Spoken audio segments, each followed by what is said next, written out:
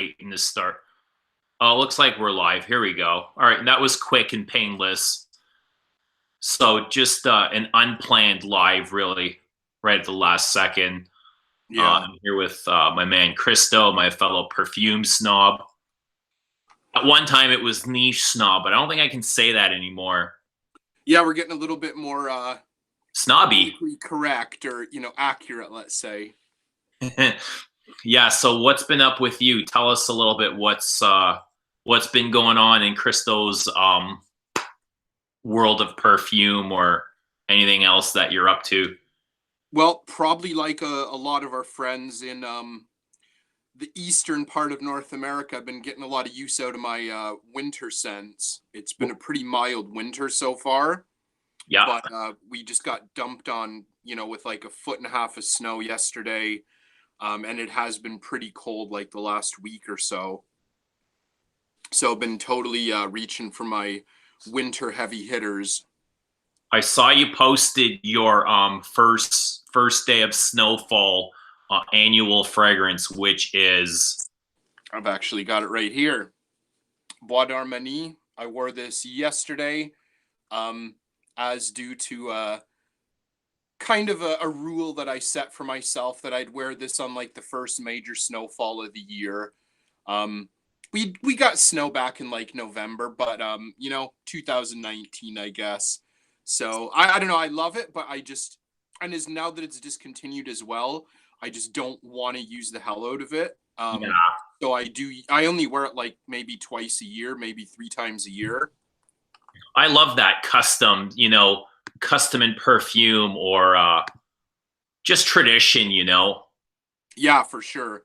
I've actually had one myself, and it's not one that I really even enjoy, but it's just um like my birthday passed in December, and I was kind of wondering, what am I going to wear for my birthday? Am I going to wear something that's special to me or whatever? And I kind of keep track of all the fragrances I wear. I write them down, so I've got, I can go back 5 years in time, and I know what fragrance I wore what day. No way. I didn't know you did that. Yeah, Wow. I actually do. I come to work every morning, and I'll have a binder on my bench, and I'll jot down on the date every single fragrance. And it was Santal Royale. I was like, oh fuck, man, I don't want to wear Santal. Like, I'm just sick of it. But I ended up going with it anyway. And like the second I put it on, I was like, man, why? Why did I put that on? It's just so overpowering and it can be overwhelming. So I've actually got a funny story. Let me actually see if I can get the comments going here, because I just pulled them up, and it's the usual suspects, as we would imagine. I can imagine Rich Mitch, aldehydes. I can see beef curtains. Yeah. Unmagical Mike. I like that name. Oh yeah, Julie 24, one of your favorites. Who? Yeah, Unmagical Mike. I've been getting his comments on my Lilabo videos. And we've got Nardowlet, I believe it is. Nardowlet. He's a fellow snob. Hello, welcome. Well, snobs are always welcome in these parts. Vladimir in Belgrade. What's going on? The Canadian Frag Police. Who would that be? Well, that's Vladimir saying that. Talking about us? Yeah. We'd be like the terrorists. I wouldn't say that publicly on YouTube. We'll get flagged. I don't mean in that way. I know, I'm joking. Hey, niche snobs. What's up, UK frag guy? Rich Mitch says he uses Fragrantica to keep track of what he wears. I used to, like when I would take the bus to work, like when I was in Jakarta and I had a really long wait, nothing to do, I would like every single day, like I couldn't, start my day properly without putting in my scent of the day on Fragrantica. Yeah. But now that I don't use it as much, I probably haven't updated it in months. Maybe weeks. Let's say weeks. But I can go months without doing it. There was a guy in, I think, Mark's group, Fragrance Guru Nation, who said he actually keeps an Excel spreadsheet was like, I love that. That's awesome. Because then you can actually like put in comments and work out algorithms. And I thought that was pretty cool, but I just don't have the patience to do that. Yeah, and with my fingers, and I'm on an iPhone, I just to be punching in on for granted. I don't even know how it works, but I've got these sausage fingers, and it's just easier for me to write them down. I've just got my own system going. Totally get it. Okay, so what's your send to the day? Okay, so I'm not sure if you've seen, but I posted kind of a quick review of the new Bois Mysterio, the Songe d'un Bois d'été repackage. But today I'm actually wearing its younger sister, sibling. That's Encens Mythique in the Absolutes d'Orient bottle. Okay, so everyone's wondering, how does it smell? On the surface, it's Encens Mythique. Yeah. Peel away the layers, and it's Encens Mythique, man. Wow. It's bloody brilliant. It's been a long time since I've worn the Desserts d'Orient Encens. Probably the last time I wore it was you and myself reviewed it, and it's as authentic as I remember. Wow, that's awesome. It's really good. I'm wearing it today, and I've been doing some chores around the house. And I've got this hoodie on, and my wife's got the heat up to like 25, and I kind of built up this sweat, and at the same time, it was just popping off my skin. I'm like, damn, this is good. This is really, really good. As good as I remember.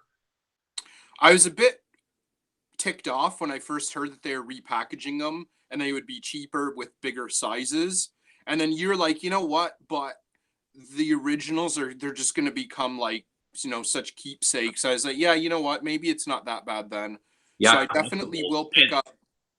Not only that, but it's $100 cheaper, and you're getting 50 mils more. Yeah, that's what I mean. Like, I was a bit ticked off because I paid 300 for 75 mil. Yeah, they're 125 mil for 200. It's actually a good deal, and I love the packaging. Like, they come in Middle Eastern inspired B bottles.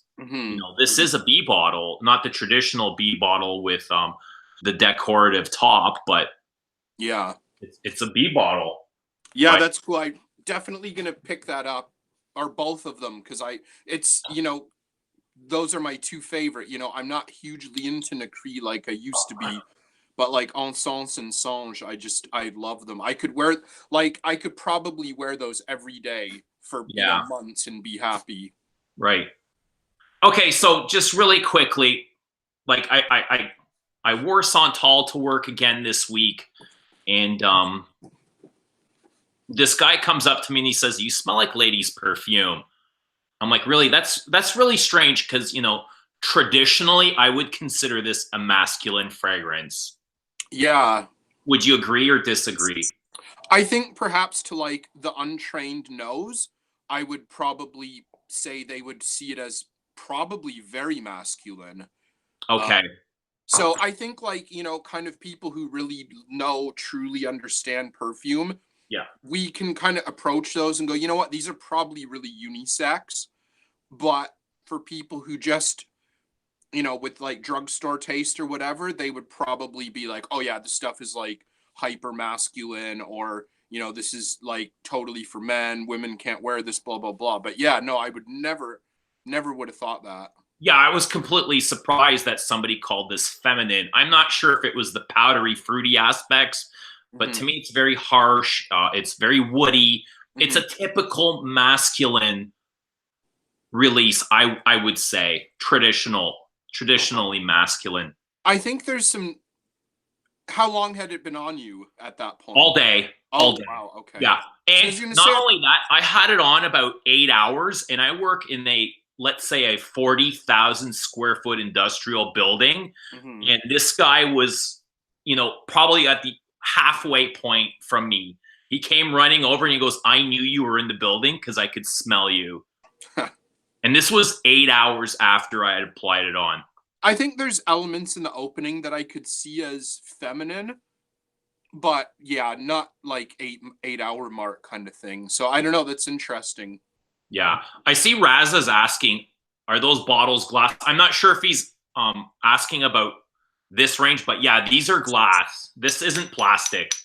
This is glass, and some of them, they look opaque, but the red one, Musk Noble, I can actually, if I shine a light behind it, I can clearly see how much fragrance is in the bottle.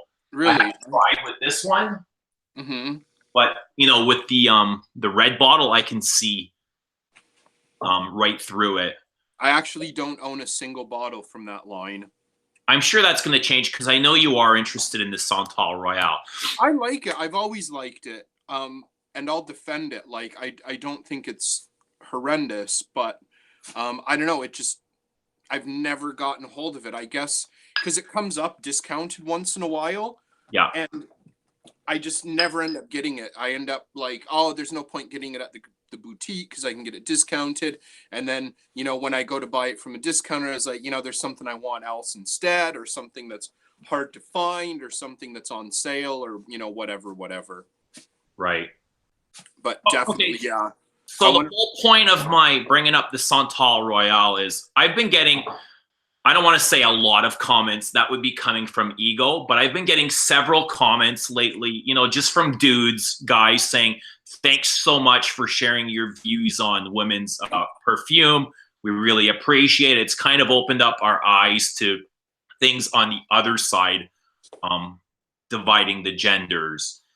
And, I really enjoy seeing those comments. I do appreciate them because, sometimes I think I'm just spinning my wheels with talking about ladies' fragrance. But there was another day I wore this to work, and this is a women's marketed perfume. Mm-hmm. And, traditionally it's powdery, it's fruity, it's floral, and it's something that you would consider feminine. So I wore it to work, and at the end of my shift, I was getting changed. I was ready to go home. I put on one spray. Somebody had come into the locker room, and they're like, "Oh, Eugene, I knew you were in here. I could smell you. You smell awesome." Really? I was like, "Really?" And then I kind of like, what does it smell like? And what do you like about it? And they kind of, they got into something, and I said, what if I told you it was a woman's perfume? And they're like, what? That's weird. Like, so when I asked them, what does it smell like? Feminine had never even come into the picture. Mm-hmm. It was like, you smell really good. And this was from a man, a young modern man. Mm-hmm. Says you smell really good. And then not till afterward, I said, this is a woman's perfume. I can tell, obviously, he was weirded out. Yeah, that's interesting you say that. I actually bought, which version is that of That's Allure? the Sensual Eau de Parfum. So I bought my wife the Sensual and the original, and I don't remember, she left them in Indonesia, but she never wore them. She didn't really like them very much. Yeah, they're very perfumey. What's that? They're very perfumey. Like patchouli kind of perfumey? Yeah, ambers and, that kind of thing. Like they have a perfumey vibe to it. Almost like, the granny vibe. Right. The modern granny, let's say. Yeah, I never really paid much attention to them. But I do like them. But I guess that kind of backs you up, though, because my wife definitely has more feminine taste in perfume. Right. So it's just kind of like, how do we know what is feminine, what is masculine? Is it like when somebody tells you, or how do you perceive perfume? And that's just kind of like my whole point. Gender doesn't really matter to me. I kind of wear what I like. And a lot of the masculine releases today in the designer realm don't interest me like whatsoever. Yeah, I agree. I have very little interest in modern designers. Once in a while, a flanker will come out that I have a little bit of interest, like Terre. Terre have done a few really good flankers recently. I still admit I try the Narciso flankers. They're never as good as the original, but there's a few things. But yeah, in terms of like new releases, it's a long time since something really solid has come out. And I kind of think the same for women's designers as well. They're really not at the peak of their game at the moment. It is just I It's, don't I think don't they're know. peaking either, but I find them a little bit more interesting than the masculine releases, which are just very generic to me. A lot of them smell like typical household cleaning products. Well, I guess that's the thing, men's perfume is kind of going through this watershed, and it's becoming more and more acceptable for men to buy perfume, and even more acceptable for men to buy very expensive perfume. And And perfume concentrated as eau de parfum, which was like a no-no before. Like we still consider, I think it's the only place in the world that considers fragrance as cologne because men are scared of, the term perfume. yeah. Um, but definitely, I think, and that's kind of what's causing this, because there's so much fierce competition in niche and exclusive lines, that these designer houses have to be as by the book, as likable as humanly possible, or they're just not going to meet their revenue marks, right? So Florida.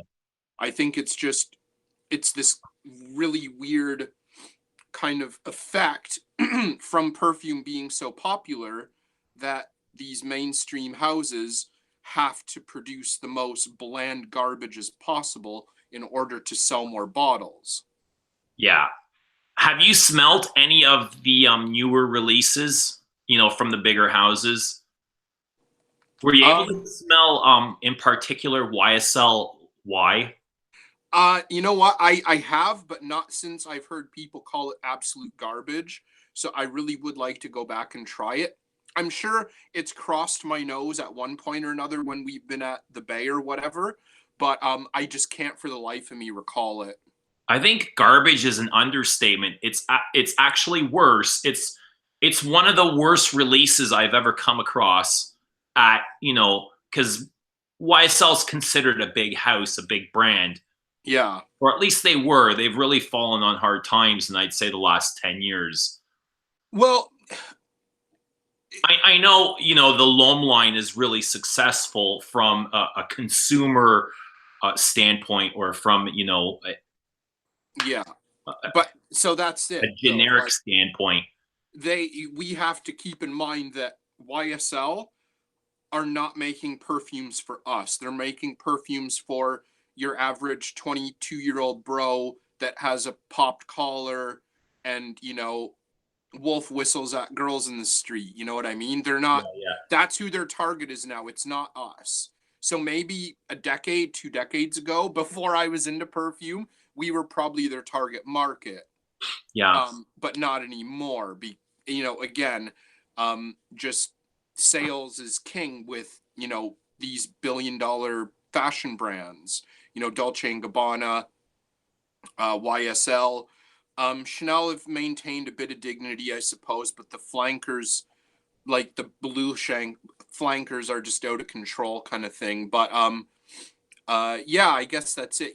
They're, and just Gucci's such a great example. Like, what houses are doing with their fashion, they're now targeting younger, upper middle class people to sell their clothes to now, rather than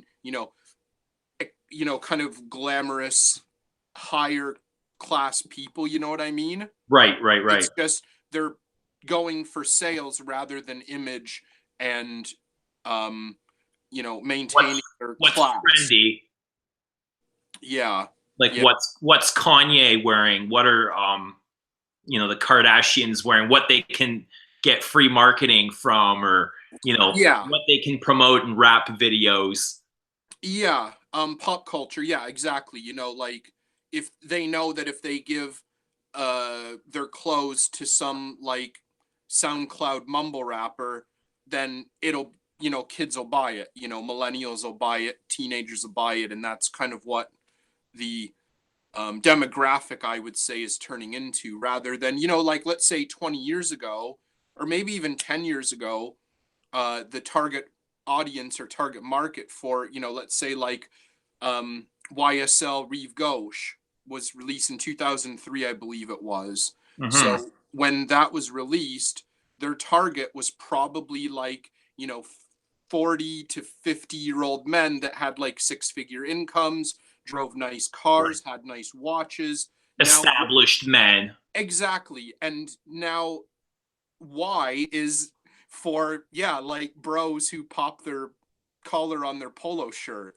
They're Well, like I think $30 they've polo kind of, shirt. like most brands, have developed this concept of we can probably sell more fragrance if we have two lines. One mainstream line Mm-hmm. that's pretty much junk. We can Mm-hmm. smell it. We can sell it to the bros or the younger kids, which it is. It's kids cologne. And then we can have a higher tiered line, like an exclusive line, and we can sell it to people that don't mind shelling out more money for a better product. But even looking at YSL's exclusive line, Mm-hmm. it's not very good at all. It's actually probably what their regular line should be. If you're looking at what they were doing 20 years and before, that's kind of where their exclusive line is now. Right. And it's kind of like, And they've kind of already discontinued, or I don't know if you remember those square bottles, the short, stubby ones. They had the really weird names, oh like yeah, Bouquet and yeah, had the leather. excuse me. Yeah. Well, so what that kind of reminds me of is like these gas stations every once in a while they get caught selling, the premium and the regular out of the same tank, you know what I mean? Right. So they find out that the two pumps, the premium and the regular, are coming from the same source, and that's kind of Exact what same gas. garbage designer houses that are releasing um, exclusives are doing. They're essentially releasing the same stuff but at a much higher price tag. Or perhaps, like, let's say YSL, in their sense, they're releasing stuff they used to release at a designer range, but now they're calling it niche and they're charging $300 a bottle for it. Right. So I'm not sure what happened to that line from YSL. I see some people are the majestic wood, the noble leather. I think there is a rose. That line's kind of disappeared, it seems like. Have Yeah, they it could have just been discontinued it? limited. And now they've come out with, a new exclusive line that the fragrances aren't much better than the ones they just got rid of. Mm-hmm. So it's almost like they need an alternative to their exclusive line to actually have some quality in their product. Well, okay, so I think this is as well what they're doing.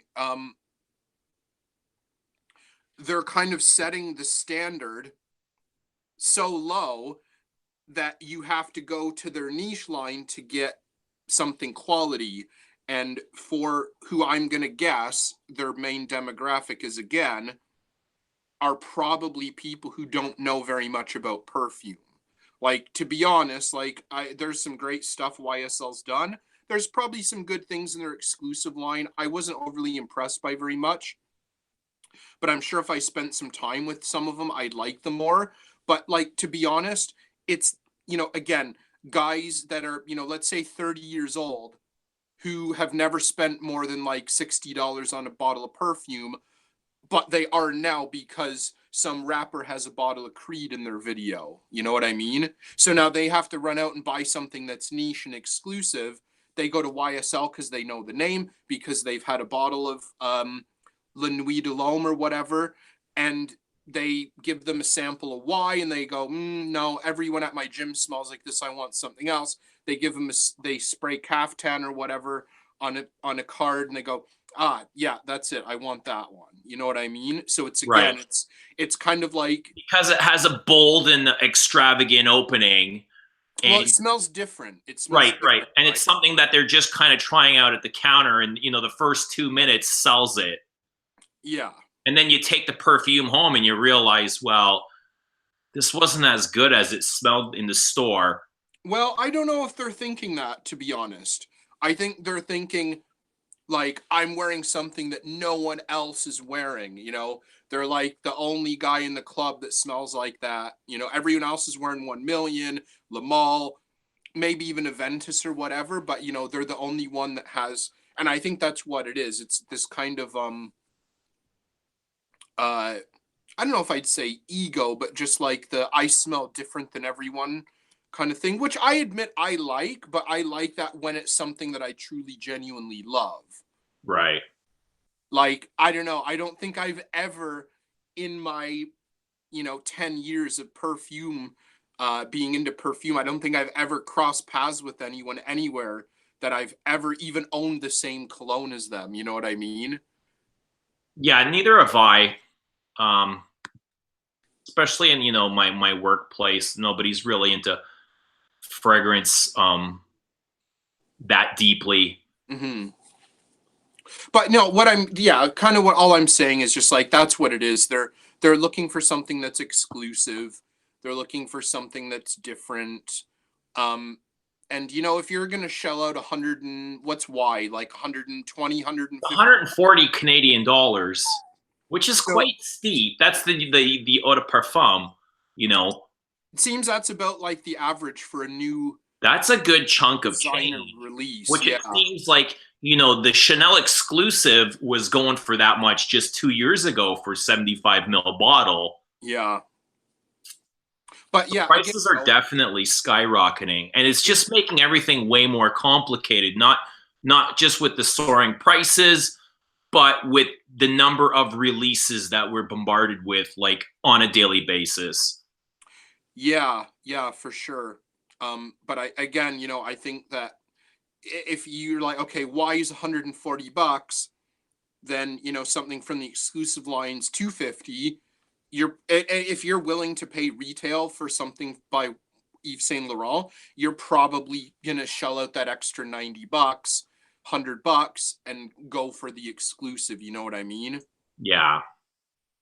But I don't know. That's just kind of my take. That's kind of what I observe when I'm in department stores and I see who I would guess are guys that do not know very much about perfume, and I see them get excited about these kind of exclusive fragrances. Like when we were at Saks, Yeah, and yeah, then and the like those posh ladies walked by us. They're maybe like between my age and your age or whatever, like let's say 30s to 40s, yeah, and they're like, "Oh my god, they have Creed here." And it's like everyone in Canada sells Creed. yeah, yeah. Like it's I love exclusive. Creed. I love Creed. Yeah, I will never forget that. That's one of my like kind of bystander perfume kind of greatest moments. It was just so good.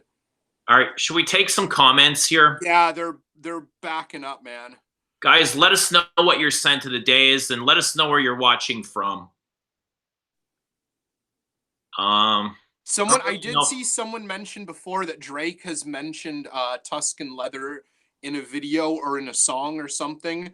So right. that's again kind of this like Probably an analogy to cocaine or something. something cool like that. Yeah, let's throw Tom Ford's name in our video because uh, Well, he probably got paid to do it, to be honest. They quite probably possibly. sent him like a flacon and then like sent him a check for like 100 grand or something. Okay, we got Brady saying his scent of the day is Comme des Garçons Black that he bought Nice, to our winter video. nice, nice, nice. I love it. I'd love to hear what he thinks of it. Somebody's saying or asking, has Kristo upgraded his internet because it looks better? It does. You actually, you're much clearer, and your sound is coming through. So not only did I upgrade, but so I changed providers. I was literally at the best, like the highest speed that I could get with one of the major Canadian telecoms, and I switched to a new provider that's reputable but maybe not as big, and they installed the router on the second floor of the house. So when I'm in the attic, I'm getting my signal from the main floor, and it's just the signal's so much weaker, and I'm actually got like Right. considerably faster internet. But yeah. Okay, we got our pervert, one of our favorite viewers here, Adam Kovacs, and I'm sure you're going to know who he's referencing here. And he's saying, "What's up, Ricky and Julian?" Friggin' Ricky. You What's want to going be on now? Ricky or I don't know. I like them both. I'm more of a Leahy and Randy fan Yeah. myself, but yeah, they're It's been like a long time since I've watched Trailer Park Boys. I I can't love it. even remember which is which. I watched it too much. I just kind of overkilled it, but yeah, I love them all. They're all great. Yeah, Byzantine asking, are we garloning today? I'm wearing Ensemble Mythique. I'm actually wearing a cheapie, but it's really good. I enjoy this. I had it in a winter list a couple years ago. Um, Tokyo Milk, bittersweet. It smells like chocolate cake mix. Um, just like a really simple, really interesting gourmand. Just like black chocolate um cake mix. It's really good. I really like it. I think this is discontinued. But it was like $40 for like really weird size. It's like I'm 43 not really mil, familiar with that brand. I think I've seen them in Sephora a few times. 47.3 mil. Yeah, so that's where I got it. I got mine from Sephora. So the dark line with this box bottle, I believe they're all discontinued. And even then, this is the only one that I really loved from the line. The rest I found kind of meh. And the other stuff that I've seen on the shelf since hasn't really interested me much either. So this is kind of like, those houses that have like one fragrance that you really love and the rest are just kind of bland and boring. Hmm. That's this one for me. I really like this. I don't wear it much because it is just so rich and decadent and sweet. But Is it sugary? it's not really sugary, I wouldn't say. It's more like, yeah, like a cacao, like a powdery, creamy kind of cacao thing. Yeah. Okay, well, I don't have a whole lot of time because my family's waiting for me, but I see a thing here, a question from Kenny Benny. Do you guys think Dior should dump Francois Demichet and replace him with, he's asking Jacques Cavalier or anyone else for that matter? What do you So think about, Demichet and what's going on over at Dior? I know we've had kind of a scene in one of our videos where somebody called you out for calling the Dior exclusives like substandard. mhm. You remember that conversation? I like what the our in our video or in In the our video. winter video, Oh you yeah, I remember, and I stick by it. I think the Dior house is going down the drain. I think the Preve line, although there's a couple good things in there, I think it's just not on par with the reputation that Dior is. I think there's like Queer Canage is fantastic, but it's discontinued. Leather Oud is great. I really like Ispahan. They're not the most original, and that's another thing that I said. When I look at the Hermes Chanel lines, they're just fiercely original. And Dior is just kind of like repeating what everyone else has done. the biggest Um, problem that the comments that I've seen with the Chanel line is that they're too feminine, which I disagree with, by the way. Yeah, I think the Chanel Lays exclusives, other than a few, I can see what is it? I can see beige being a bit feminine. Right, Gardenia. You know what? I don't really see gardenia as overly feminine. I think it is floral, but I find it like to be I okay think for a white. traditionally, like when you like a traditional gendered perfume, I think it would fit in the ladies section before you'd find it in the men's aisle. Yeah, I And would that's why definitely I say call it feminine. it's leaning feminine, you know, feminine to unisex, but I think it's a kind of thing that I see beige as more feminine, but whatever. Anyways, um, I remember something as well. So it's kind of reminded me of something because I remember defending Dimashi before, and then you're like, "Well, what's he done that's been really phenomenal?" And I named a few things from the Preve line. You're like, "Yeah, okay, I'll give you that." And he did Dior Homme. And you're like, "Well, no, he didn't. He reformulated Yeah, Dior that's Homme." Olivier Polge, who is now Yeah, with Chanel. yeah, I I forgot can't about give that. him credit for Dior Homme. He might Yeah, have reformulated and made some of the flankers, but the original idea is not his. yeah, I didn't even think of that. So I don't know. So and I don't know. I know Jacques Cavalier's got quite a cult following, but I don't know. I don't really. Maybe he's just not been offered the right projects, but he's one of those perfumers that I find has never really gotten outside of like successfully outside of like mainstream designer houses. And I Yeah. don't think that would be like Natalie Larson. She never really did much outside of like, the designer world that was genuinely amazing. I don't know how it works, but I don't think he has either the first word or the last say in a release. They probably give him something to come up with, and Mm-hmm. he may present 5 to 10 or 20 things. Who knows? Mm-hmm. And, they sit down in a room full of how many people, and they say, well, maybe we like this one. Let's take it in this direction. I don't Mm-hmm. really think he comes to them with one fragrance and say, let's this be our next release. So, is it them a shade blame solely? I'm not really sure it is. I think it's more they're now under the Louis Vuitton umbrella, and you know what happens. Once you fall in that house, Well, most things yeah, do I don't go know, but mainstream.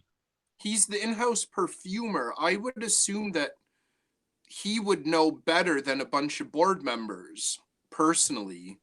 Well, it's the people that pay his bills. But it's kind of like, if you're the boss and you go to the advertising guy and say, we want this, the advertising guy is going to know what to do, not the guy that sits in the office. I don't know. I don't know. Well, I it's the I same think thing with Terry Wasser, and he says he can't stand creating, the 25th version of Le Petit Robe Noir. But if he wants to keep his job, he has to, right? but I don't think it necessarily means that someone else is picking it. They're saying you have to create this, which he does, but he would have the ultimate at the end of the day, he would have the say on how it comes out, I would guess. Right. Interesting. Or at least maybe a little bit more controlled. Like there might be a couple people that he would report to, but I would say at the end of the day, Dimashi Wasser, I would say it's ultimately what they want. They're told what to do, but it's also ultimately, I guess, what they want to be released. But they would have very strict parameters saying we need it to be this, this, this. We want this note. We want to give this image. We want this demographic. Blah blah blah blah blah. And then they would just, or he would put that together. And I'm assuming as well, Dimashi probably has a lot of people that work for him. And when it's released, it's solely under his name. You know what I mean? Yeah. Like there's probably a lot of people that worked on, you know, everything that's got his name on it, and he's probably they put things together and give it to him to try. You know what I mean? So I'm guessing. I've heard of that. I know that, people talking about Roja Dove, and like Roja Dove has never made a single perfume in his life. I've heard people say, I don't know if that's true or not. Like I he's wouldn't just the doubt it. face. He's never, I don't know. I can't imagine that he's releasing all those perfumes, but Oh, he's not. He's at the not. same time, I could care less about Roja Dove and his brand. Yeah, but anyway, so back to it. I don't know. I think it would be good for Dior to shake things up a bit, but who's out there? Like everyone who's a Someone master. saying hire Maurice, Sam G saying hire Maurice Roussel. I'd love to see him as an in-house perfumer somewhere.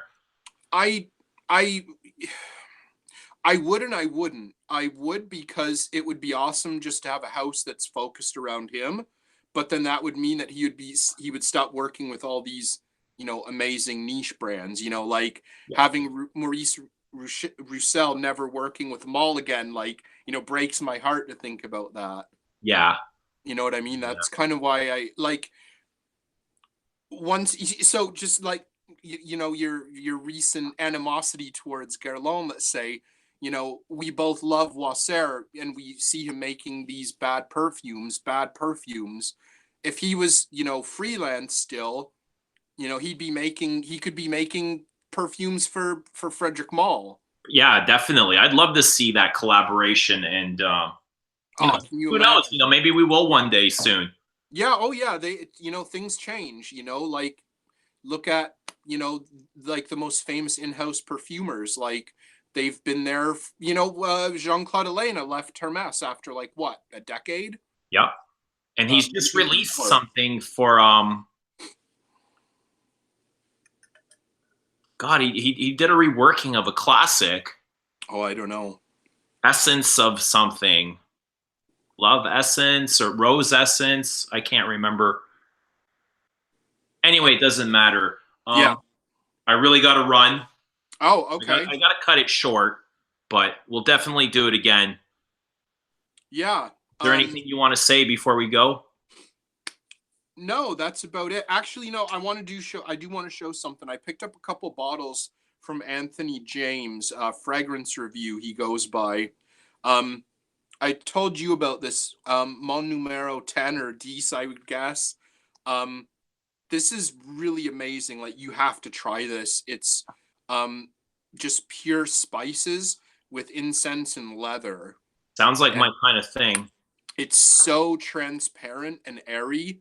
It's beautiful. And I remember the one, I just got this in the mail a couple days ago, and I was sitting there like 12 hours after I put this on, and I was trying to figure out what I could smell. I wasn't sure if it was my wife wearing something or if it was just some scent from clothing or something. I don't know. I I couldn't love those figure it out. transparent things that pop up from time to time. They kind of play peekaboo with you.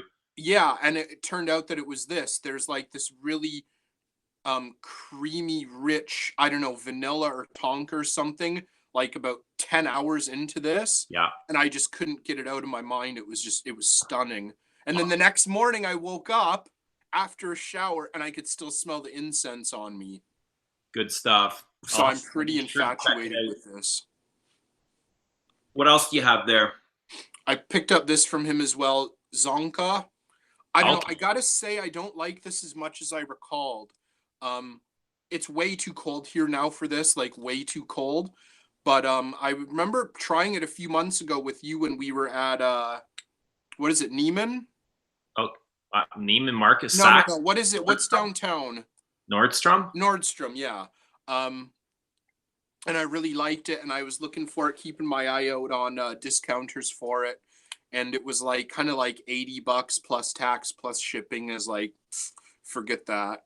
So yeah, Anthony had this up for sale, so I grabbed both of these for an amazing price. I don't know. I'm looking forward to wearing it in spring, but I'm not loving it as much as I recalled. I remember wearing it once and remembering not loving it as well, and I've never really tried it again. I just kind of remember it being cold and chemically. Wet, yeah. Definitely some ISOE in there for sure. Which isn't surprising. I know Lardisson used quite a bit. Yeah. And I picked this up as well. Another thing that'll definitely not get much wearing Is until that what you got from up in Vancouver? yeah, the perfume shop. This is really, this one I love. This is it smells like wet grass clippings. Wow. Like weeds and grass, but like green and fresh, and yeah, like you get that the smell that they've been recently cut Oh, or okay. As long as they haven't been sitting in the trash bag for like a week, because that actually smells nasty. like rolled up, you know, like yeah, just like that smell of wet cut grass kind of thing. It's Yeah, for beautiful. sure. There's like aldehydes and just lots of green notes. So definitely will be wearing this a lot come summer, probably even spring, spring and summer. It's very fresh, very clean. All right. Awesome. Okay, anything else for you? Did you pick up anything recently? No, no. I've showed everything I got here. All right. Got nothing else with me. I just see a couple of familiar faces here. Big shout out, Catherine, Jonathan, who's in Louis, and Taffy J. Good to see you guys here. And Arnold as well. You know, everybody. We had about 66 viewers. So happy to see everyone. We'll try and do it again sometime really soon. And just want to thank everyone for tuning in. Kristo, thanks for coming on. I'll talk to you soon. Later. Guys, bye for now.